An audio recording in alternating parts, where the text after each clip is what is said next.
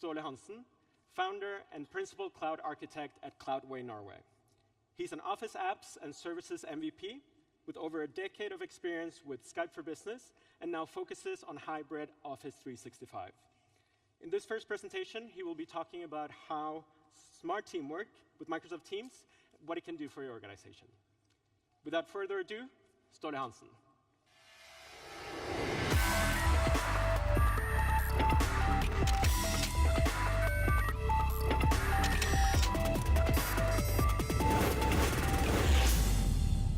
Hello, Tech Summit!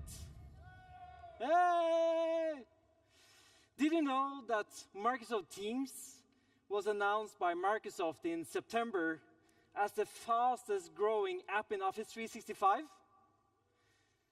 So with over 329,000 organizations using it after just 2 years, and it's available in 44 languages already. Also this summer, Microsoft released a free version of Microsoft Teams, which makes it available for non-profit organizations, communities, and individuals. I've been working with Microsoft Teams for that period, and what I've seen is that Teams as a platform really resonates well with end users. They really get how they can get more stuff done using the features available in Teams. And even more exciting is that Teams, what you have today, is not what the Teams you will have in half a year, in 1 year. It's continually developing. So today I'm going to talk about 3 things. I'm going to talk about why Microsoft Teams. And then I'm going to talk about what Microsoft Teams really is, how to take control of it. And then I'm going to end with how to drive adoption. Sounds good? If you have any questions, I will be available in the next break. So let's have some discussions out in the foyer. And let's take it off. So why Microsoft Teams? I want to mention the rich client ecosystem. This is the first time Microsoft actually has released a client ecosystem that is great on computers, on mobile, and web. You can actually go to the Microsoft Edge browser and run meetings with audio and video and application sharing, share your documents, do rich chat without a plugin. And everything is possible because it's built for the cloud and run as a web service in the backend, which means that the computer client connects to that backend, the mobile client connects to that backend, and the web client connects to that backend. So you can start a conversation on a computer, move via the mobile, and end on a browser if you want to, without losing the context, without losing the chat history, without restarting the conversation. So you get to work in context across platforms. But when implementing Microsoft Teams, there are 3 main topics I usually discuss with customers. And the goal is to start simple. Start with the basics. If you don't succeed with the basics, you will have a hard time succeeding with Teams at all. There's a lot of stuff, and Teams is really a canvas for team productivity. You can put a lot of information in there, but if you don't succeed with chat, well, then you have an issue. So I've been looking at chat etiquette, because what the technology is easy to understand. You can chat and so on, but chat etiquette and understand how to use chat is important. So I believe that internal emails belongs in Teams. And you can have rich conversations with a header, bullet points, pictures, just as you have in an internal email. So when you have announcements, updates, status reports, you can do that in Teams. Because 2 things happen. You actually get feedback to the information you send out, which is pretty awesome. Because sometimes when you send out information via email, you send stuff into a black hole. Because it's a bigger step to actually reply to that email, and we have people reply to all and stuff like that. So that's number one. Number two, the general channel is something that comes with all teams. But the general channel is only used for off-topic discussions, wins, and announcements, and not for in-topic discussions. Those are for other channels. So reserve the general channel for the coordination, for discussing the meeting, for discussing where to meet at the bar, right? Number three, use reply when replying. And this is no joke. And it's not easy either, because sometimes the reply is hidden when you are in a conversation. So you go and start a new conversation and say, okay. That's not in context, right? Because in Teams, chat in Teams is threaded. And it's important to chat in context at all time. So make sure you use the reply button. And this is a common mistake when starting with Teams, that you miss the new conversation button and the reply button. But it's okay to delete a message and repost it as a reply instead. That's totally okay. And also remind people that you should chat in context. Make sure you chat in the threaded conversation. So make sure you don't miss that. Sometimes the reply is hidden as well, so you need to scroll a bit down. It's just practice. On the mobile client, this is much better actually, because you have your conversation, and then you have a different button if you want to start a new conversation. So that's actually easier. Number four, use @mention to get attention. And you should use @mention carefully. Because if I don't get someone mentioning me or the team, I won't read that message unless I have OCD and need to have everything not bold in my team, so I read everything. But sometimes you get information overload, right? So if you really want to get the attention of people, use @mention. You can mention the name, the full name, or you can tab back and just have the first name. So here you see I have mentioned my team here in the chat, and also you can mention the channel and the team as well. Make sure you limit the amount of people you mention so it stays relevant. And this is chat etiquette. This is something you need to agree upon when doing Teams. Number five, use like for acknowledge. As a CEO of a company, I usually send out status messages. I send out information announcements. I don't need an answer to all of them, but I really would like to see when people are reading my messages. So use the like button for acknowledge.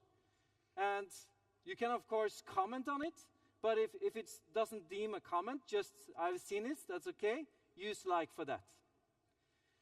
In the future, you will actually see who has actually read the message, but we'll see how that works, because I don't know if you have seen it or actually read it. So a like button, use that for acknowledge. It doesn't mean it's super great, because if it is super great, then you comment on it, celebrate it. Use the rich chat client to express your feelings, your happiness. Because two things happen. You get more engagement, and the good spirit with celebrating something worth celebrating, that's a positive spiral. So when I hear someone of my colleagues or in my team or for customers having a successful day, nailing a project, figuring something out, I want to hear about it and I want to celebrate it. Use that in Teams. Of course, you can limit this, but try to use this in a moderate way. This can be controlled on a Teams basis or on a general level.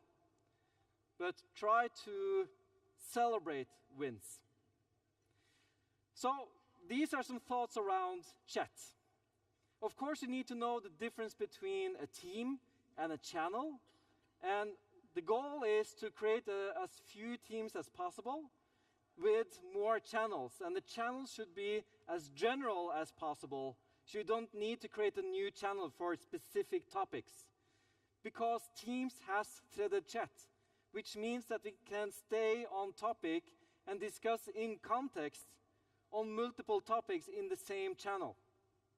So think about that.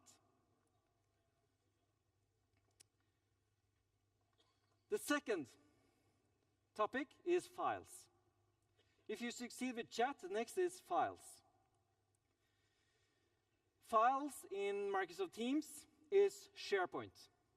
It's SharePoint team sites, which means two things. You can use OneDrive for Business to sync it, and you get to use co-authoring. You can build around the existing SharePoint strategy for files in Teams. It doesn't introduce a new file system, a new storage location. This is SharePoint team sites. So the main advantage here is that you can actually take a whole team, connect it to OneDrive for Business, the sync client, and have access to it from your Windows machine.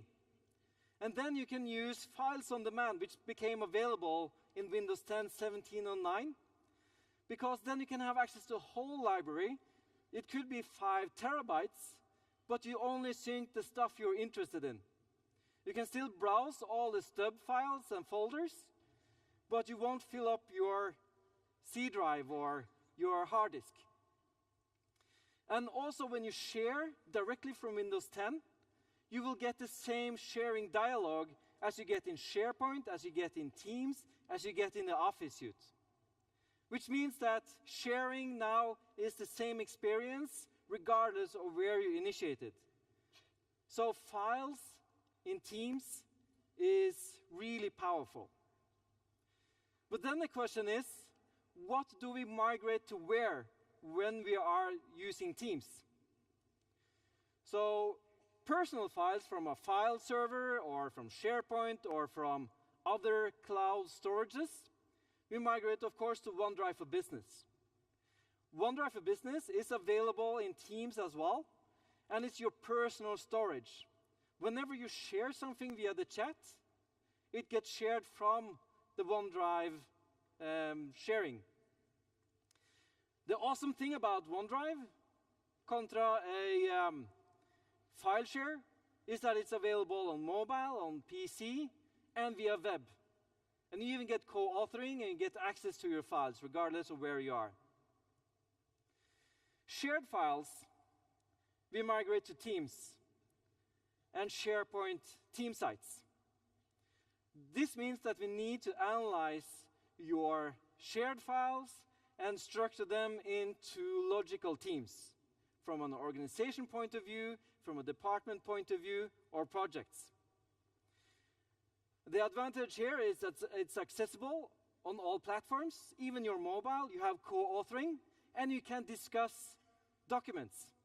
So when you open a document in Team, you can chat, and then you can have a threaded discussion about that document. And this is a big improvement if you're moving from an on-premises file sharing location. Having access and co-authoring capabilities on all these types of documents is really nice. Don't you agree? Yep. Cool. But we also have shared files that doesn't fit in SharePoint. So that's typically line of business applications, stuff you need to mount in a Linux machine, Mac.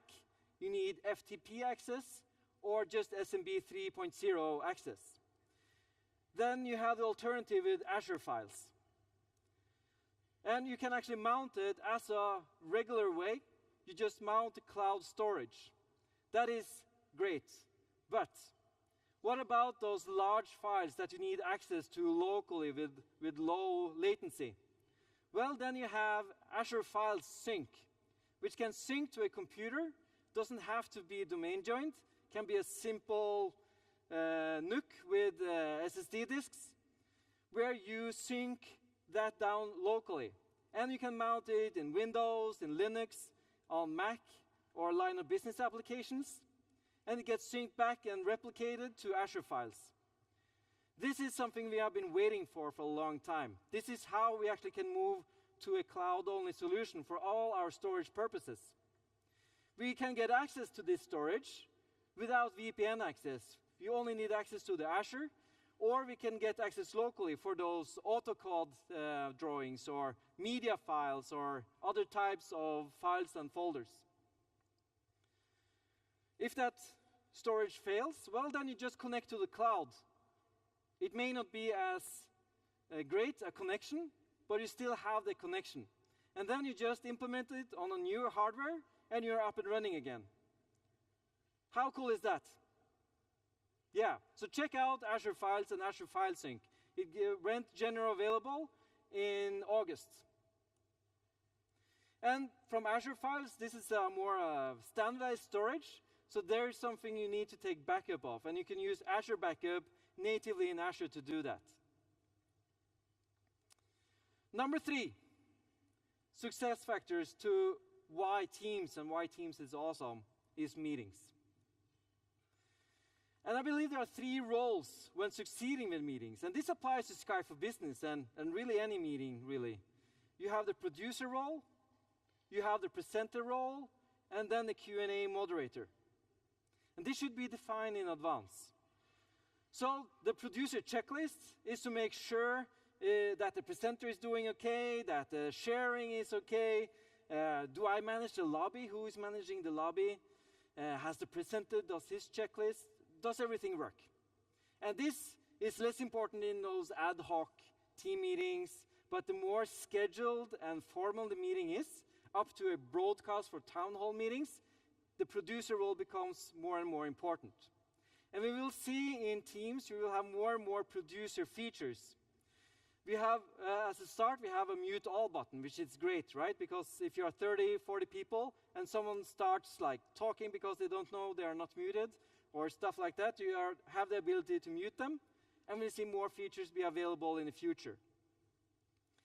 The presenter checklist is how am I presenting? Am I doing desktop sharing, PowerPoint sharing? Is the meeting being recorded? Do I have enough battery on my wireless headset? Should I use wired? Do I have wired access available? And we should always try to prefer use wired access, right? Because then it always works. Should I use background blur, or how is my video? Have I tested it? How's the lighting? Stuff like that. Again, it becomes more and more important the more formal the meeting gets. So you should always use a Skype for Business certified device. And I also introduced to you the Certified for Microsoft Teams program, which builds on the Skype for Business certified program, but introduces a new Teams Ingress button, which will be a new button on the devices that are Teams-centric, which will open the app on your mobile or on your computer or your other device in context on the Teams client, which is pretty cool. But it's really important to use those kind of devices. They are certified and have built-in functionality for this type of communication. It's plug and play. It has basic call control. The buttons work, and they're optimized for the Silk codec, wideband audio, which is used by Teams and Skype for Business. And if you use iPhone buds or Bose headsets, then you're doing it wrong. It's not okay. It's actually a hard no. And also gaming headsets, they are great to listen to. It's great for the speaker, but for the audience, it picks up the entire room and then even amplifies the room. It's horrible to listen to. Which means that you should always try to use certified for Teams devices to succeed with meetings. This is a hard requirement. It's not an option. And you can get a list of devices used in your organization through the reports. So check it out. Devices available. You have personal devices, headsets. Check out the Jabra booth here today and talk to them about their Teams devices. You will get desk phones as well and some cool mobile Bluetooth devices that you see here from Plantronics as well. all for Teams. Conference phones, room systems, and everything that works with Skype for Business will work with Teams, or it will also be upgraded with the Teams layout. And also we will get, in the future, Surface Hub 2. Really looking forward to that one. But we also have enterprise-grade video conferencing in Teams. So BlueJeans, Pexip, and Polycom can bring video endpoints into Teams meetings. They have all different approaches. So BlueJeans is a hosted service by BlueJeans. Polycom has licenses you can buy directly in Office 365. And Pexip is enterprise-grade video conferencing that integrates natively with your Cisco environment or other video conferencing environment. So this is important because we need to have video interoperability and remove the technological barrier in order to get more usage of Teams. We also have the Q&A moderator. And this is an important role. How do we handle questions? How does the speaker want to have questions bubbled up? During the talk or after the talk? Am I a subject matter expert that can answer those questions directly? Think about that, and it becomes more important the more formal the meeting is. Because it's difficult to be a speaker, a producer, and a Q&A moderator at the same time. Because turns out, you're not good multitaskers. So outsource those roles. So what about Skype for Business?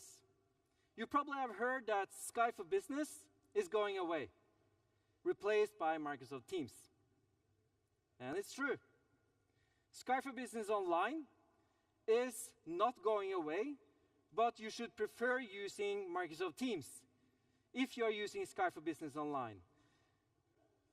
This fall, Skype for Business Server 2019 was released. So you will have support for Skype for Business up to 2025. So if you have a heavy on-premises Skype for Business deployment with lots of integrations, you should continue with that. But with Skype for Business 2019, you actually may be able to integrate with Teams, do meetings in Teams, for instance, or have your reporting data correlated with the online usage.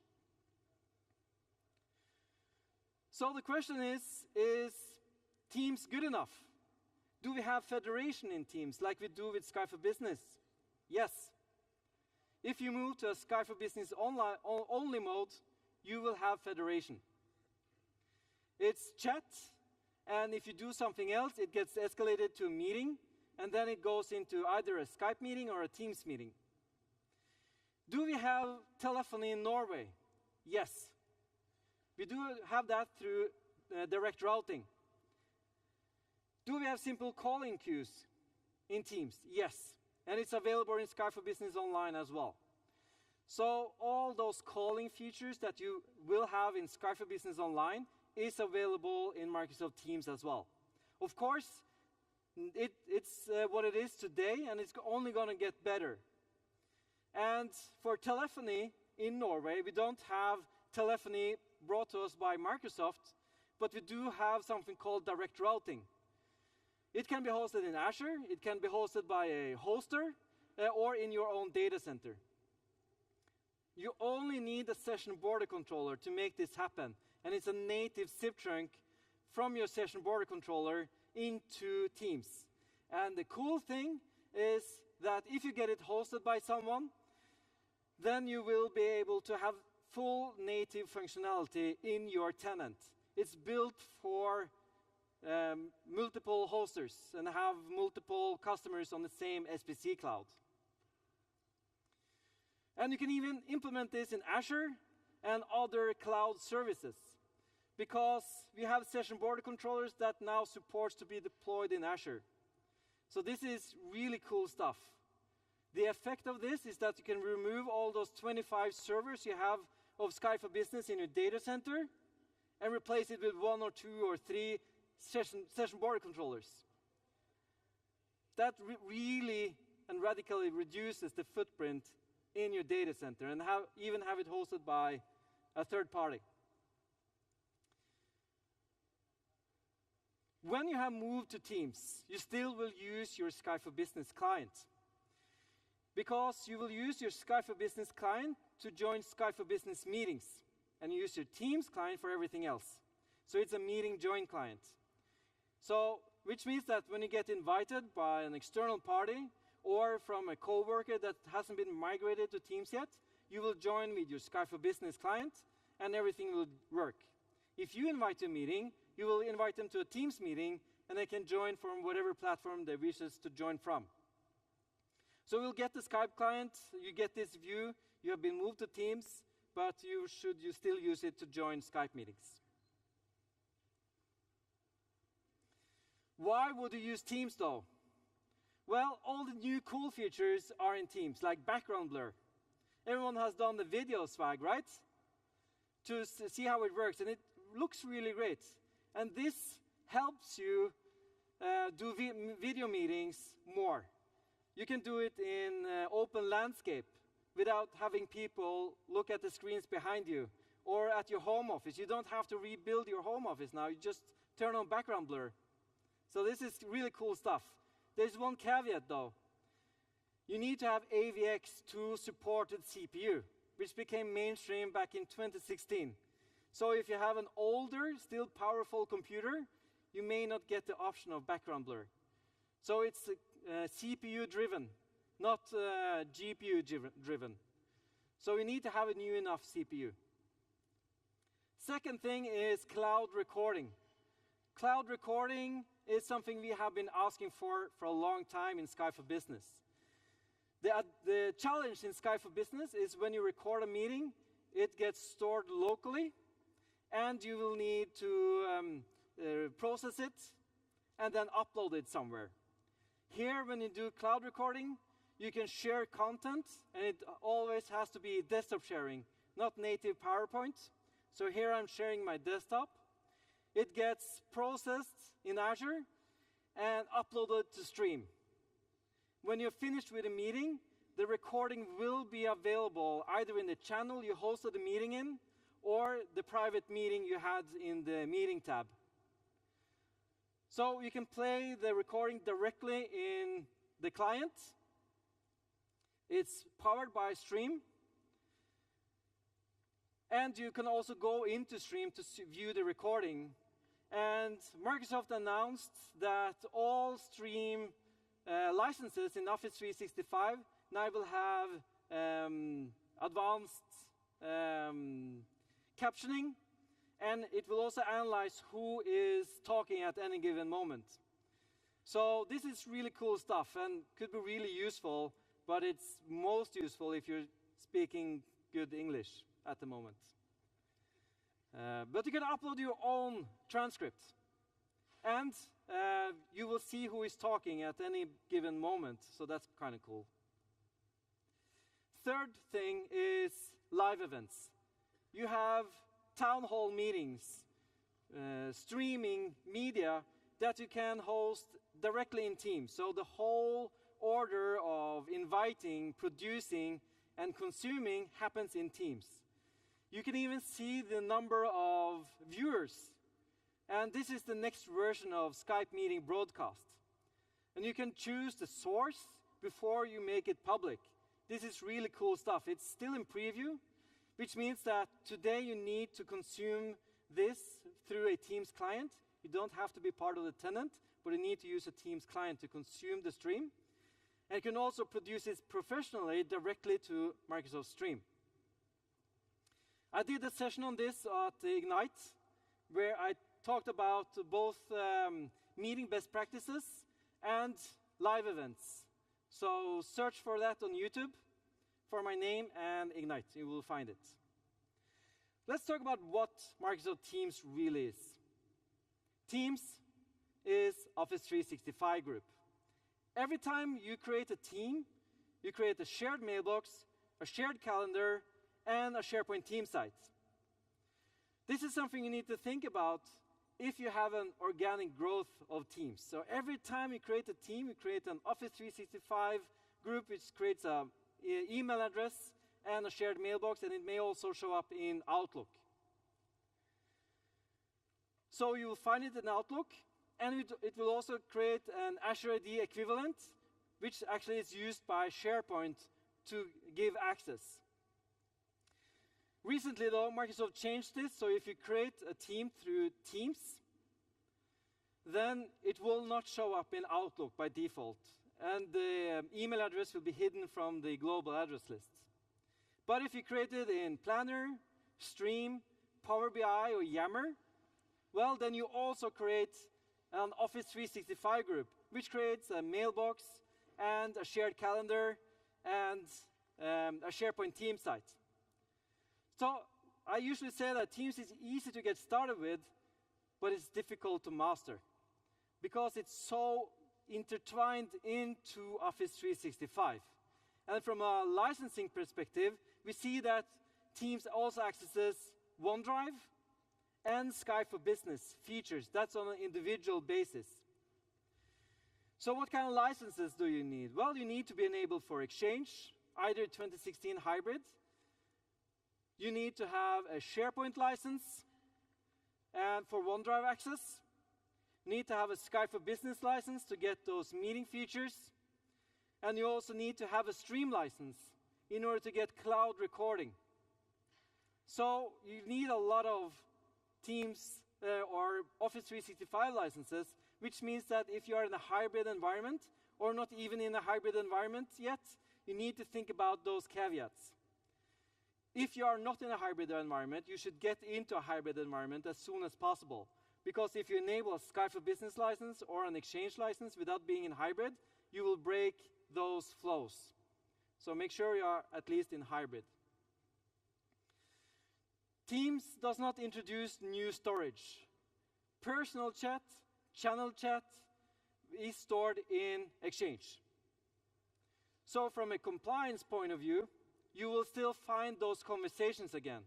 Not from an end-user point of view, but there are hidden folders that compliance has access to through eDiscovery.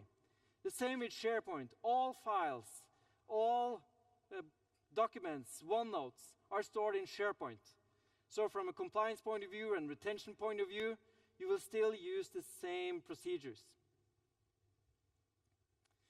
So let's talk about how to drive adoption with Microsoft Teams. There are two approaches to rolling out Microsoft Teams.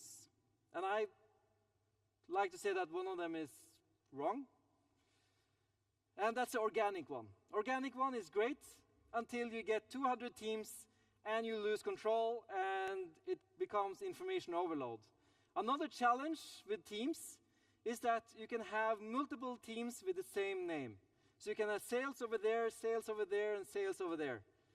It's only the unique identifier in the back end that identifies the team. So that's a challenge, but we can work around that. The other approach is to take control. Make sure you have procedures in order to create the Office 365 groups in a best practice way. So typically, we create a request form, either through Forms and Flow, Power Apps, SharePoint form, or ServiceNow, or other ticketing systems. I find that there's no one answer here. We need to look at how things are done by IT in the different organizations. And we typically create some predefined teams, org-wide, if you are less than 2,500 users, which will be increased to 5,000, which is the limit of members in one team. We can use dynamic groups to do this, but typically we find a challenge by using dynamic groups in teams is that there's always someone that needs to be a member of a team that's not identified dynamically. So we create PowerShell routines for this. And we create teams on a department level and also on a project level. So this is something we can define with templates.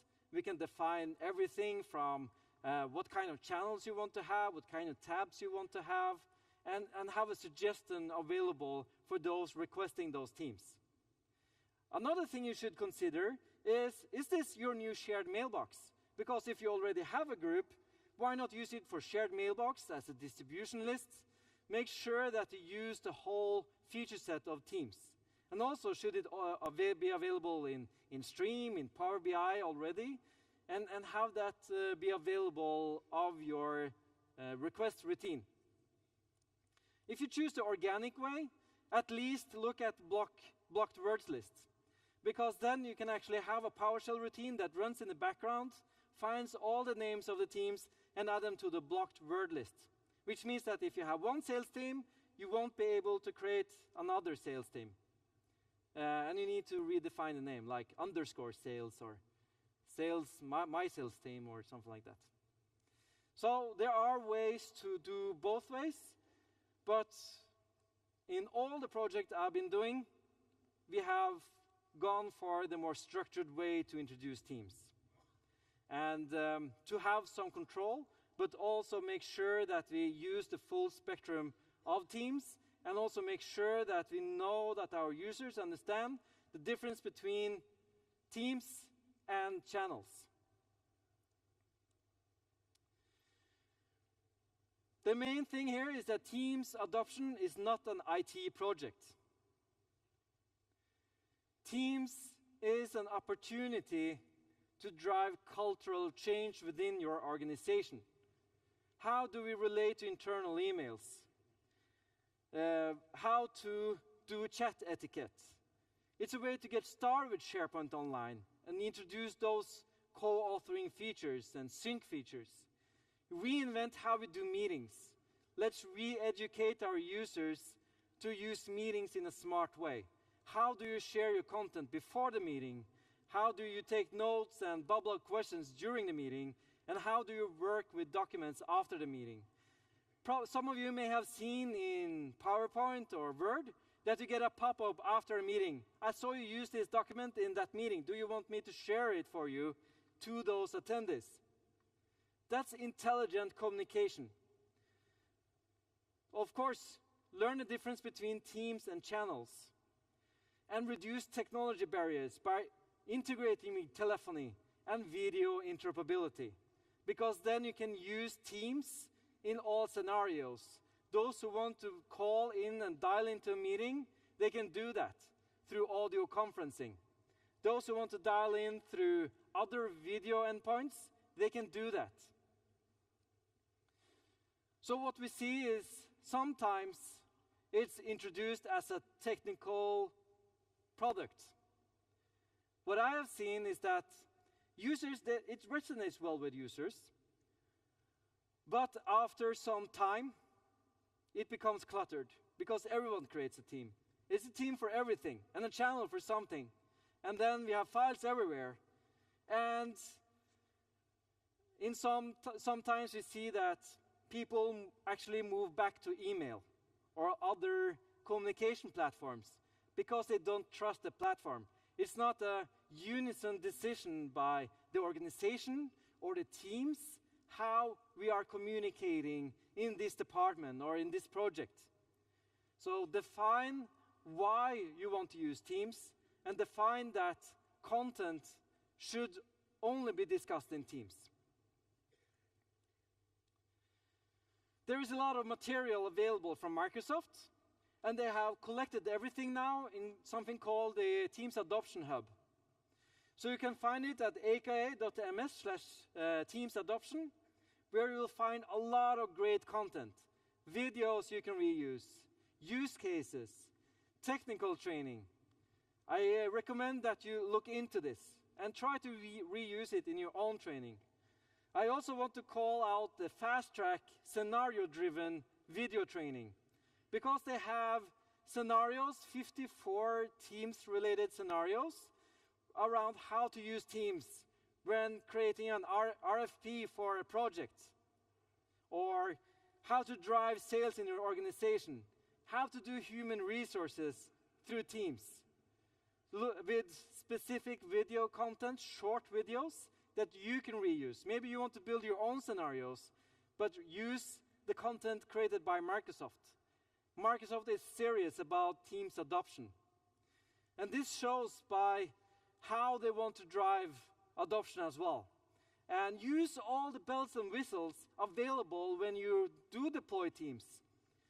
Have walkabouts, have launch days, have short trainings, e-learning, use the coffee machine. I really love this picture. How when you're at the coffee machine, you get Teams tips and tricks. That's pretty cool. Use the internet, use video, use scenarios. It's important to drive this adoption. Microsoft also has started a Champions program. This is great for you guys, but also for your business users that really need to see how they can change their business processes around smarter teamwork. So these are monthly meetings with Corp, with the ones creating the adoption material. You will get tips and tricks from other companies, success stories, tools. It's really recommended. And of course, you can ask questions and do discussions. This is not an IT pro thing. This is an end user thing, but I recommend that you guys sign up as well. Which means that Teams adoption, that's where we succeed. It's not about the technology we want to use. It's about how you decide to use it, which is important. You can succeed in other platforms as well, because if you don't agree upon how we're going to use Teams, it's just a cute product, right? It's cool, you can do meetings, but you really get the effect if you drive adoption, and you need to do that over time. It doesn't end with the IT project. It lives on as an HR feature, a lifestyle, because Teams is ever changing. And if you have started to succeed with files, with chat and meetings, well, then you have another set of features you can go into. You can tabs, Power BI, apps you can implement, and the ecosystem is getting bigger and bigger, but you need to start with the basics, which is why we want to do Teams. Remember that Teams is Office 365 groups, and remember to drive adoption. You need to do it right. Then you will get the payback for moving to Microsoft Teams. So my name is Ståle Hansen. I work with Teams in lots of projects. I've seen this as a really success stories. Hook up with me on Twitter. Connect with me on LinkedIn. If you have any questions, I will be available in the break. Thanks.